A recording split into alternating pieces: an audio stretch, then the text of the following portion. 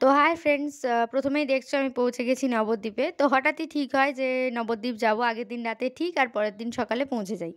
তো ভোর 5:30টায় বেরোই, 6:53-তে বালি থেকে ট্রেন ছিল কাটোয়া লোকাল, সেটাই উঠি আর পৌঁছে যাই নবদ্বীপে, নামি 8:30টার সময়। তো দুটো জায়গায় যাওয়ার প্ল্যান ছিল, একটা হচ্ছে নবদ্বীপ আর একটা হচ্ছে মায়াপুর। তো এখানে প্রথমেই শুরু হয়ে যায় হরিনাম সংকীর্তন হচ্ছে। তো এটা দেখার পর প্রথমেই আগে ব্রেকফাস্ট সেরে নিই, কারণ ব্রেকফাস্টটা না করলে আর সময় পাবো না, কারণ প্রচুর জায়গায় যাওয়ার রয়েছে। তো হাতে টাইম সারাটা দিন মাত্র, তো তার মধ্যে কভার করতে হবে। তো প্রথমেই স্টেশন থেকে বেরিয়েই প্রচুর টোটো অটো দাঁড়িয়ে থাকে। আপনারা যে যেখানে যেতে চান সেটা বললেও আপনাদের সেই জায়গায় পৌঁছে দেবে। আর আপনারা যদি বলেন যে আপনারা পুরো নবদ্বীপটা ঘুরে দেখতে চান, তাহলে ওনাদের একটা মিনিমাম বাজেট আছে, 400 টাকা কি 500 টাকা ওরকম ওনারা নেন। সেটা আবার আপনারা বললে মানে কমান্ডে বাড়ালে ওরা আবার কমিয়েও দেবে, সেটা আপনাদের ওপর ডিপেন্ড করছে। তো কমিয়ে পুরো নবদ্বীপে যা যা মন্দির আছে সব ঘুরিয়ে দেখিয়ে দেবে। তো আমরা যেহেতু জানতাম আমরা কোন জায়গায় যাব, তো আমরা সেই এক্স্যাক্ট জায়গাটা বলে আমরা সেখানে নেমে যাই। তো প্রথমে যে মন্দিরটা পেরিয়ে আসি সেটা হচ্ছে সোনার গৌরাঙ্গের মন্দির। তো ওইখানে কোনো রকম ফোন, ক্যামেরা, চামড়ার জিনিস অ্যালাউ ছিল না। তো তার জন্য আমি আপনাদের ওই মন্দিরটার বা মূর্তিটা আমি দেখাতে পারবো না। ওখানে ঢোকার জন্য 10 টাকার টিকিট লেগেছিলো, 10 টাকার টিকিট কেটে ভেতরে দেখতে হয়। আর এটা ছিল ওখানে সমাজবাড়ি মন্দির, বড় মন্দির। প্রথমেই যে মূর্তিটা দেখতে পাই সেটা হচ্ছে নিতাই গৌরের মূর্তি। এটা দেখার পরই এটা ছিল মেন মন্দির, যেটা দেখার জন্য মানে সবাই এত ভিড় করে। তো এই মেন মন্দিরে ঢুকে যাই। মেন মন্দিরে ঢুকে এখানে ছিল হচ্ছে, তখন বাজে হচ্ছে 11:30, আমরা পৌঁছাই। আর তখন ছিল ভোগ আরতির সময়। আর ভোগ আরতি হয়ে যাওয়ার পর এখানে ভোগ খাওয়ানো হয়।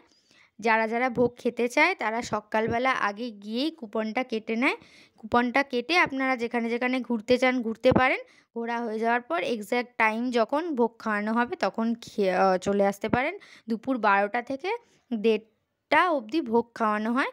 তো আমাদের কুপন কাটা ছিল, আমরা কুপন কেটেছিলাম, 70 টাকা নিয়েছিল।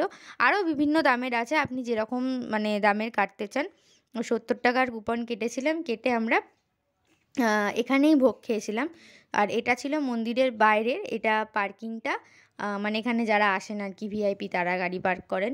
আর এই যে মন্দিরটা, মন্দিরের এই যে ডান হাতে যে ক্রিম কালারের এটা দেখা যাচ্ছে, এটা হচ্ছে মন্দিরের অফিস। তো এখান থেকেই সব কিছু কুপন কালেক্ট করা বা যা কিছু আপনার প্রয়োজন এখান থেকেই জানতে পারবেন।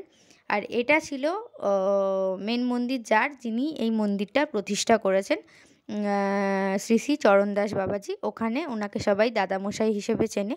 তো এটা ছিল ওনার সোনার মূর্তি আর ওনার পাদুকা, আর এটা ওনার ঘর, ওনার পালঙ্ক সব কিছু। তো এটা এখানে দেখা হয়ে যাওয়ার পর আমরা ভোগ খেয়ে নিই। তো ভোগে প্রথমেই খাইয়েছিল হচ্ছে ভাত, সবজি দিয়ে ডাল, মোচার তরকারি, তারপর সোয়াবিন আর এঁচোড়ের তরকারি, তারপর ছিল হচ্ছে পনিরের তরকারি আর চাটনি। তো ওখানে ভালোভাবেই খাওয়া হয়, কিন্তু ওখানে ক্যামেরা অ্যালাউ ছিল না বলে আমি দেখাতে পারিনি। ওখান থেকে খেয়েই বেরিয়ে যাই হচ্ছে এই 60 ফুট উচ্চতার গৌরাঙ্গ দেখতে। এখানেও টিকিট কাটতে হয়েছিল, কারণ এটা মানে গৌরাঙ্গ থেকে মানে গৌরাঙ্গ 60 ফুটের ওটা ছিল, আর এটা ছিল একটা মিউজিয়াম। তো যেখানে আর কি কৃষ্ণেরই যত রূপ রয়েছে সেগুলো, মানে একদম বাচ্চা বয়স থেকে বড় অবধি যত রূপে উনি মানে জন্ম নিয়েছেন সেইটার আর কি সব মূর্তিগুলো আছে। হ্যাঁ, তো এটা ছিল এই যে বড়টা, যে 60 ফুট উচ্চতার গৌরাঙ্গ।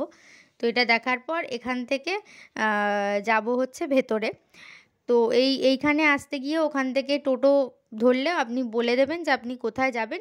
বেশি ভাড়া নেয় না, 10 টাকা 20 টাকা, যদি আপনি এক্স্যাক্ট যে জায়গাগুলো যেতে চান সেগুলো বলেন। আর যদি রিজার্ভ করতে চান তাহলে তো বললামই, ওরকম টাকা নেবে আর আপনাকে পৌঁছে দেবে। তো এটা পার্ক মতো ছিল, এটা দিয়ে মানে পার্কও ছিল প্লাস এখানে মিউজিয়ামও ছিল।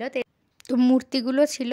তারপর এরপরে যে জায়গাটায় গিয়েছিলাম এটা হচ্ছে গৌরাঙ্গ জন্মস্থান। তো ওইখানেও ক্যামেরা অ্যালাউ নেই, তো কোনো রকমে ফটোটা তুলতে পেরেছিলাম। তো এই হলো নবদ্বীপের ব্লগ। ভালো লাগলে লাইক শেয়ার কমেন্ট করবেন। তারপর আসছে মায়াপুরের ব্লগ। ততক্ষণের জন্য টাটা।